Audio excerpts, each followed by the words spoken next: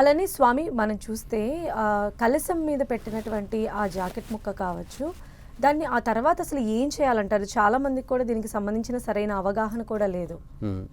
కేవలం కలశం ముక్కనే కాదమ్మా, కలశం మీద ఉన్నటువంటిది కాదు, కలశం మీద ఉన్నటువంటి కొబ్బరికాయను కూడా ఏ అవును, విధంగా ఏం చేయాలో తెలియదు. చాలా మందికి ఏంటంటే ఈ యొక్క కలశంలో పెట్టినటువంటి అమ్మవారికి పెట్టినటువంటి కొబ్బరికాయ కలశ స్థాపనలో భాగంగా, అలాగే జాకెట్ పీసు అది పెట్టేటువంటిది చాలా మంచి నాణ్యత కలిగిన తీసుకోవాలి. తీసుకొని ఇంట్లో పెద్ద ముత్తైదుగా ఉన్నటువంటి అమ్మగారికి కానీ అత్తయ్య గారికి కానీ ఇవ్వవచ్చు. ఓకే. లేదా మీకు ఎవరికి నచ్చిన ముత్తైదుకి వారికి ఉపయోగపడేటువంటి విధంగా, ఎందుకంటే చాలామంది ఏంటంటే ఏదో నామమాత్రంగా పెట్టామని చెప్పేసి మామూలు చిన్నపాటి రకమైనటువంటి జాకెట్ పీస్ పెడతారు.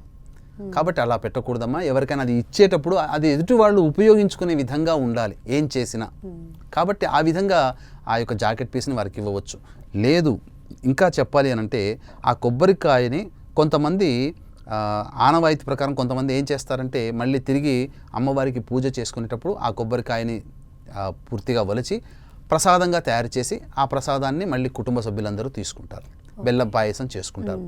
లేదు అనుకున్నటువంటి వాళ్ళు ఆ జాకెట్ పీసు మళ్ళీ ఆ కొబ్బరికాయ తీసుకొని అప్పుడు ఇంటికి రక్షగా కూడా గుమ్మానికి సింహద్వారానికి చేసుకోవచ్చు, ఎటువంటి నరదృష్టి సోకకుండా. అంటే శుభముహూర్తంలో ఆదివారం రోజున కానీ లేదా అమావాస్య రోజున కానీ ఆ యొక్క అమ్మవారిని పూజ చేసి ఆదివారం రోజునైనా కానీ చేయవచ్చు ఇప్పుడు చెప్పే ప్రక్రియ, లేదా అమావాస్య రోజునైనా చేయొచ్చు.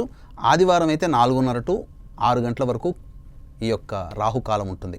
కాబట్టి దిష్టికి సంబంధించినటువంటి వస్తువులు ఏవైతే ఉంటాయో అంటే గవ్వలు, అలాగే జీడి గింజలు, తోక మిరియాలు, ఎండు మిరపకాయలు, పటిక అంటే మనం తినే పటిక కాకుండా చేదు పటిక ఉంటుంది పులుపు ఉండేది, ఆ పటిక, అలాగే ఈ వస్తువులన్నీ కూడాను తెల్ల ఆవాలు, అలాగే గురువింద గింజలు, ఇవన్నీ కూడా వస్తువులు అక్కడ ఆ యొక్క జాకెట్ పీసులు వేసి ఈ కొబ్బరికాయను కూడా అందులో పెట్టి ఆ శుభమైనటువంటి రాహుకాలంలో ఏ రోజైనా కానీ రాహుకాలంలో గనక గుమ్మానికి గనక కట్టినట్లయితే తప్పకుండా ఆ గుమ్మానికి ఆ ఇంటికి రక్ష ఉంటుంది. ఆ కుటుంబంలోని వ్యక్తులకు ఉన్నటువంటి దోషములన్నీ కూడా తొలగిపోతాయి, యజమానికి రక్ష ఉంటుందని చెప్పవచ్చమ్మా.